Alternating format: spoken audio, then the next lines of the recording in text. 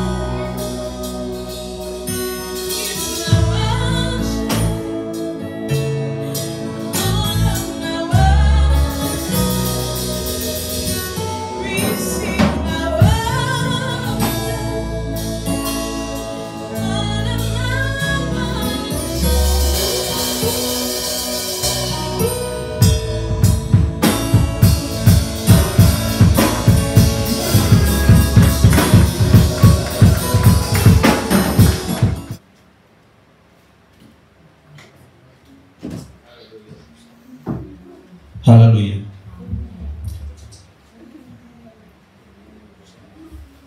Did everybody praise God? Or some people were watching others praise God? Or some people were mocking others praise God? If you were mocking, we pray God forgive you. Because the last person in the Bible who mocked somebody was cursed for life. So you don't mock people when you dance for God. Hallelujah. Hallelujah. I want you to put your hands together if you praise to God this morning. Amen. You know, we've had a lot of misconception about thanking God for what He has done for us. Sometimes you go to church and they'll tell you thanks for coming. And I'm like, you're thanking them for coming to where? You thank people for coming for your party, even when they come to eat. And when people come to church, you also say thank you for coming. It brings a lot of confusion because it makes us begin to feel that we went to church to do God a favor. We don't go to church to do God a favor. We don't thank God to do God a favor. As a matter of fact, we owe God everything. Everything we are, we owe it all to God. And being the middle of this year, I want us to go back with a new culture, to practice a new culture with which we should live the rest of our lives like Christians. And it should be the culture of continuous thanksgiving. You should learn to get up in your families, in your group of friends, and your society and create a day, a month, a day in a year for special thanksgiving to God. Reason being that the Bible says Job was a righteous man. He was the most righteous man on earth. And one of the things that was the characteristics of his righteousness was that every year he did a party to pray for his children and for their sins. And he would thank God for their life. Now he was praying for God to forgive them. Imagine Job was in our time that God has already forgiven his children. Imagine the kind of party he would put forth for his children. So he was praying, still expecting God to do something. Yet it was a culture. He feared God. He would do a party for that purpose alone. And I want to ask you that, how often do we sit and do a special thanksgiving to God for our life? He says, remember me when you become healthy, fat, and you become so rich. He says, you should remember that it was God who gave you power to get wealth. That it was God who gave you power to get wealth. Anytime I read that scripture, it strikes me. I'll ask the question, who has been sick recently? We have a lot of people who have been sick, and thank God they were taken to the right hospitals, because I understand this day, if you are taken to the wrong hospital, you might as well just disappear from the face of the earth. That's what I heard, I don't know. But I thank God that for a couple of us who have been sick this year, I went to Brother Philip's house and Sister Miriam was sitting that way. And when I went and sat by him, she shouted. That I was not supposed to sit there. Because it's been bad this year. Has it not been bad? But we had a song that this year we'll make it. We are making it, but it's bad. But we are making it through the bad times. Why won't we thank God? Why do we take anything for granted? How will you put on beautiful clothes if you were sick? How will you go up to those restaurants and drive in those cars if you were sick? How will you do all those things? Have you imagined yourself to be really, really sick? Really, really sick? How will you punch those phones? I have a couple of friends that the wood machine keep chopping off their fingers. A slight mistake, their finger is gone. There's no replacement.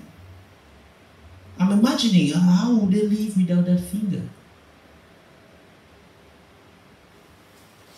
Some people, their eyes are just gone like that. But they are still even happy and doing better than some of us who spend our whole life complaining. It is an insult if we do not learn to thank God, or if we get tired of thanking God. We don't get tired of complaining. You and I know that when somebody offends you, you always remember. You did this to me, you did this to me. My point is, if somebody also could do you good and you always remember, you did this good to me, you did this good to me, you will many times cancel out the bad the person did to you. There are a lot of things God has done for you and I. A lot of things. And He does it every new day. We have to live a life of continuous thanksgiving. Hallelujah. Of continuous thanksgiving. And imagine when you go to all these celebrations and you see all the effort people put together. They don't put that effort to celebrate God for life, not at all.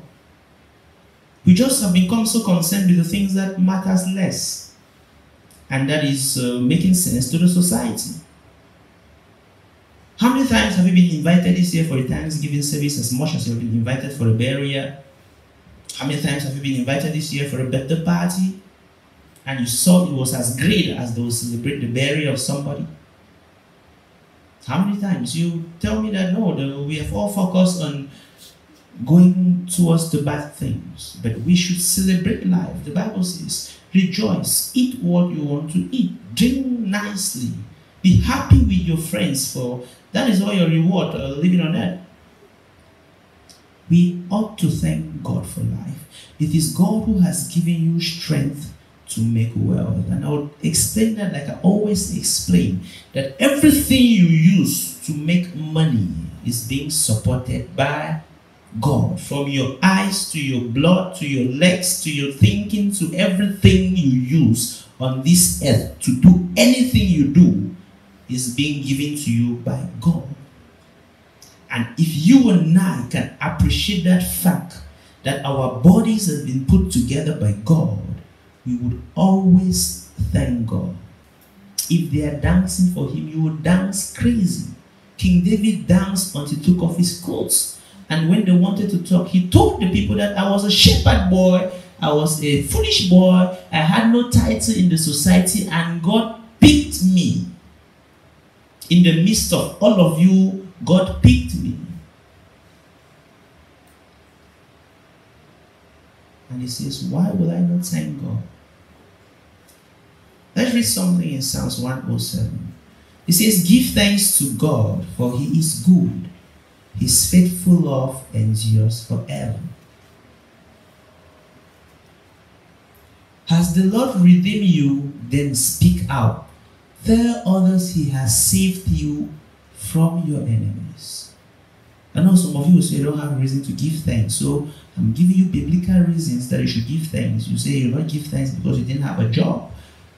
If you were dead, the job is useless.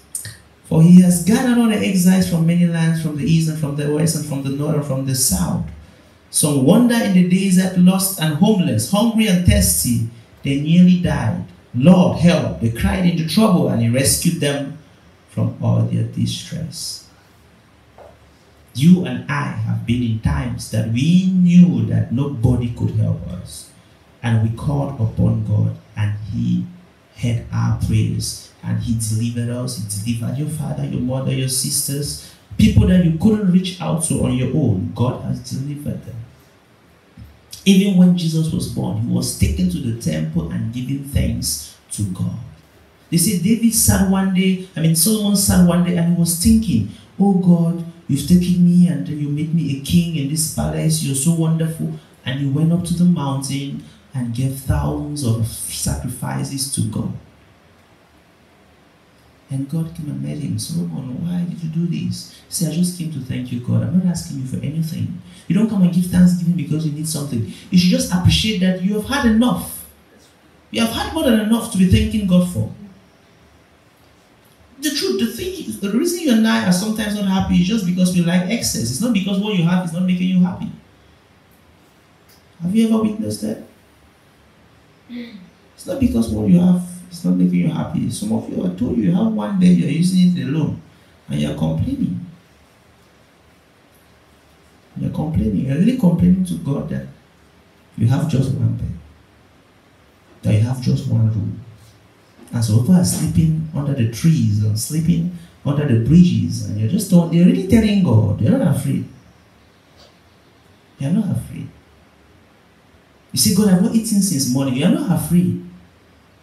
that some people don't even have legs to go and work money, and you're sleeping in your house, you want God to come and give you food in your room, and you're blaming him that you have not eaten since morning.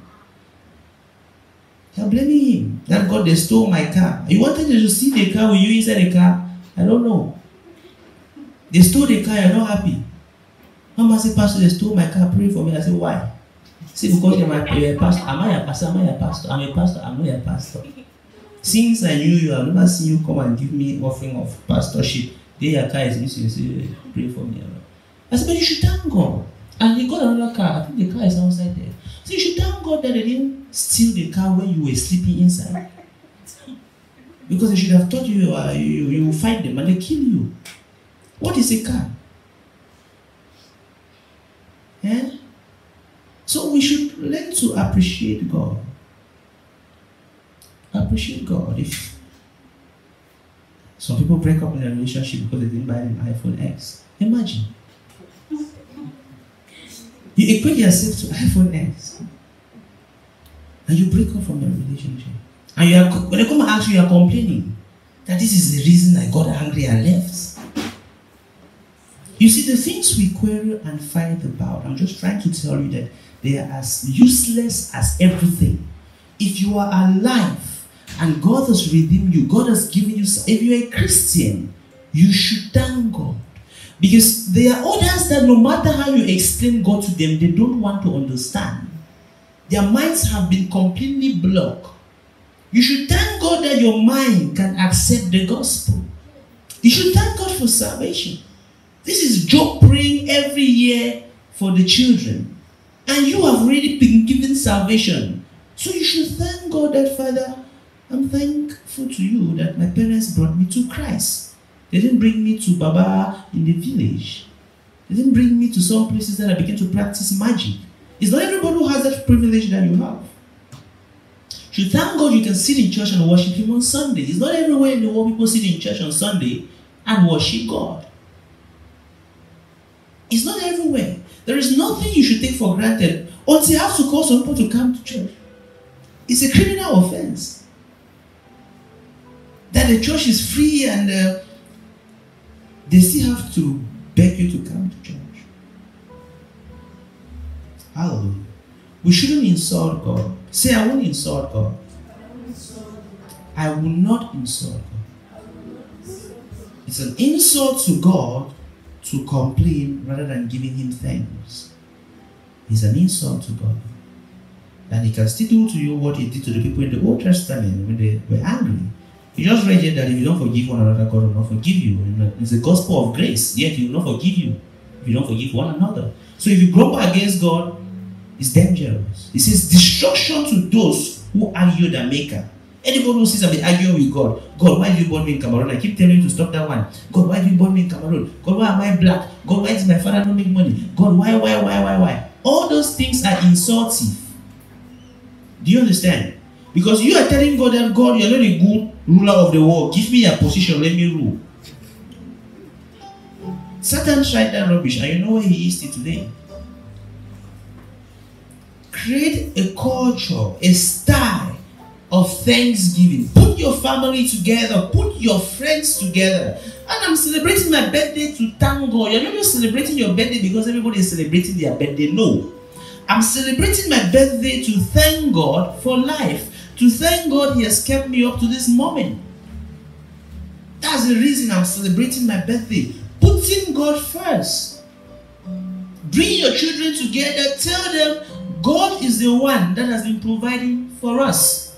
At the end of this month, we are going to do a thanksgiving to God.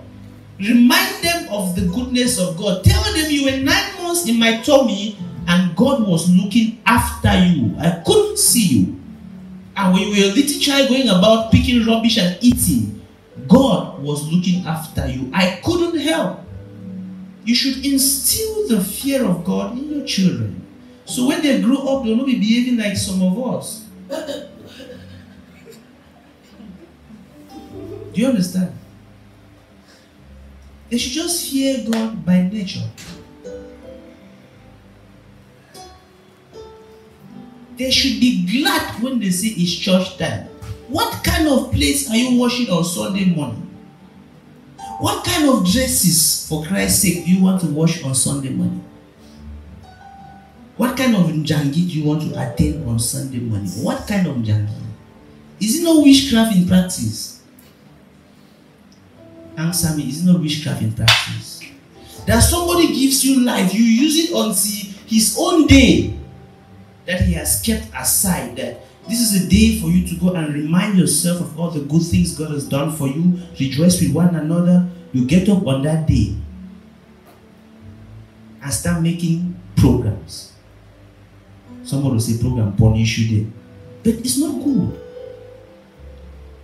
Have that fear for God. That fear should be there. You should fear God. Appreciate Him for life. Always think that if I wasn't healthy, if I couldn't see, if I couldn't walk, how will I go about doing all these things that seem so important to me? Always ask yourself. I ask myself the question all the time.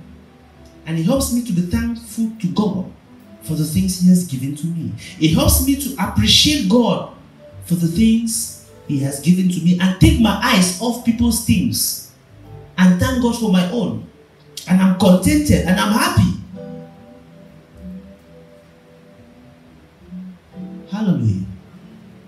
Have a culture like a Christian that I will always thank God.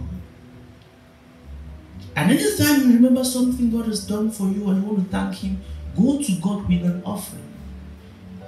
What does it say here? It says that in 22, Psalms 107, let them offer sacrifices of thanksgiving and sing joyfully about the glorious acts of God. There is no way you can truthfully thank God without an offering or without a sacrifice. It's a lie, because thanking God comes from your heart. And since we cannot see your heart, and your heart is connected to your treasure, what we can see is your treasure. So you cannot thank God and hide your treasure. It's not true. There is no way you can thank God empty-handed. No way. You are lying. For you to thank God, you have to give God an offering. That God, they went to thank God for Jesus, His own Son. They went with offerings. A leper was healed. Jesus said, go and show yourself to the priest. Go with an offering. Don't go empty-handed and go and be thanking God. He didn't specify the kind of offering. He says, go with something that you know is a sacrifice from your heart. He told Abraham, sacrifice your son. Nobody should sacrifice their children. It was God who told Abraham. But He was telling Abraham, I want something that comes. And He told Abraham, now I know that from your heart you are connected to me. To tell you that you cannot just be saying, thank God, empty-handed and do nothing. It's not true. It's not what? It's not true.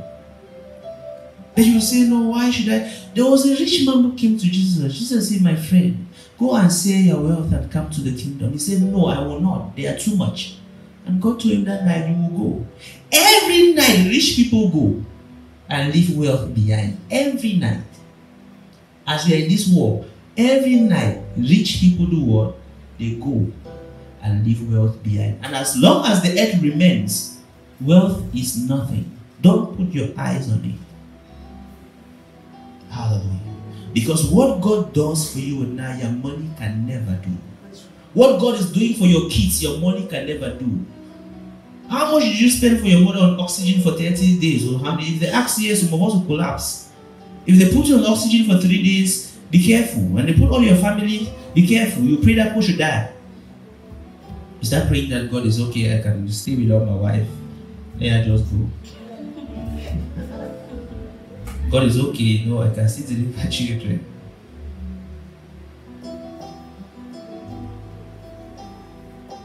Do you understand? Take your eyes off money.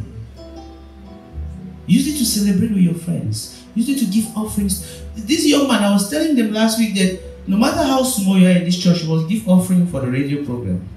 He got a job and they gave him, it was 20k or how much. He came and said, Pastor, I'm owing this person 10k, I'm giving that person 10k, I want to pay my radio fee 10k. I said, how much are you going back with?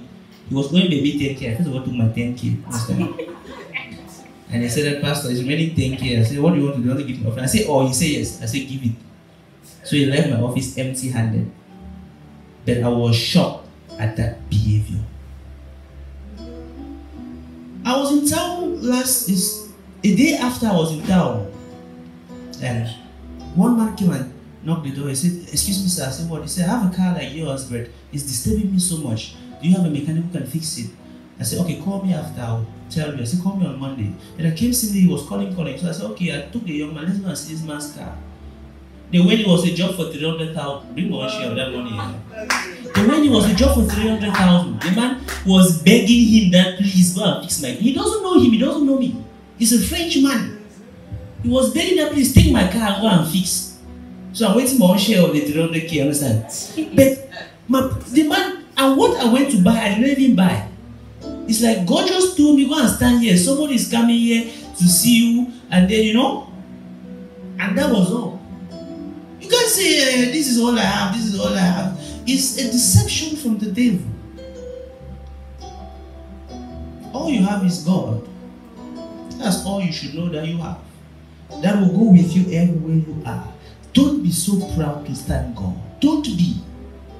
Put yourself before God. Who are you? David asks, who is man that God has time for them? Who? That's David's question. You and I, who are we that God has concern for us? Who are we?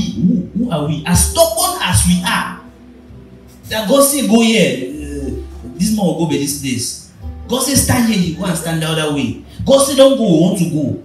Yeah, he says, don't go to this place you go. He saves you from accident. He's still looking at you. Don't eat this thing you eat. He saves you from poison. He's still, don't marry that man you marry. Don't divorce, you divorce. Anything he says, we do the opposite. Yeah, he saves us from the consequences of our stupid, useless actions. You think you're wise, that's why you're alive, you're not. Do you know why you're not wise? God is looking at you, that everything you're doing, God is seeing, even in the night. So it's not because you're wise, it's because God loves you. And He knows that we like to do stupid things, and love covers up stupid things. It's not because your eyes are always on your children that they are alive. No. No. You just watch, sometimes I watch these kids climbing this stair when it's raining. I'm imagining why, I don't understand why they don't fall. Because the place is so slippery. I don't understand why they don't fall. But I know somehow an angel is holding their hands. I just know. And I just think of my mind and say, thank you, God, because I'm tired of telling them don't go, they still go. God has a way of taking care of you and I. He has a way that you can never understand, even if I explain it to you, because even me, I don't understand. So I cannot finish explaining it to you. But I just know that somehow, God is watching over you and I. Somebody will stand by the road, a car will just come and carry them and go. They were not driving, they were not reckless. You'll be driving, somebody is coming when he's sleeping, you do not see him sleeping, comes and enter your car. You were driving very well. You do not have any problem. Another one is a car tire or fire. You do not, things happen beyond human control. No matter how careful you are, things happen beyond human control. And if you are making it up to this day, you owe it to God every day of your life to thank Him. Hallelujah. You owe it to God every day of your life to thank Him. Don't say you're tired. Don't say you have work tomorrow. Don't say, just keep God's part of your life separate. Don't mix it with anything. God is not dancing, okay? Don't mix His thing with anything. Keep God's time in your life separate and be grateful for everything He has done for you. Be grateful for the family He has delivered you into. Be grateful for the job He has given you, because when you didn't have that job, you are looking for a job of 20K. So stop complaining your salary is small and start arguing people up and down. Thank Him for the things He has done, and He will do more. Complain to Him about the things He has done. He will take away the little you have and give to those who can thank Him. It's scriptural. I'm not cursing you. It says those who can be faithful in little, He will give you more. And those who are not honest with the little He has blessed you, He will take and give to those who know how to thank God. So wherever you are and wherever you come from, if you're going home today, keep in your mind that at least every month, it doesn't have to be anything. You can gather around your tables and call your kids, we're eating today to thank God for this month. That's just, it should be a culture. Just make it a way of living. At the end of the year, just make a big party. Invite more family members, you know. Let's come and let's thank God. He says, tell others. It's a commandment from God. Tell others what God has. Tell others. It's not you to keep to yourself. You must tell others because others need it to survive. So tell others what God has done for you. One of the things I'm so grateful about is a lot of people in this church, God has changed their life dramatically that I cannot explain. There are people that, before you call their name, they are back 500 times. But now people call their name, they don't even behave as if they are hearing. I begin to wonder, are these people alive or they are dead? It's a transformation that medicine cannot change. Do you understand? It's the power of God. There are people that they never ever knew how to forgive somebody. But today they just forgive somebody like that. And I look at it and say, thank you, God. You thank God. I have a lot of things to thank God about. You too should have a lot of things to thank God about. But that is your job as a Christian. If you have any services to offer to God, on Sunday, go to a church and offer it. If you stay in the house on Sunday and then they're not playing drum in church, it's a crime, especially everybody. Do you understand? Let's prepare our offering.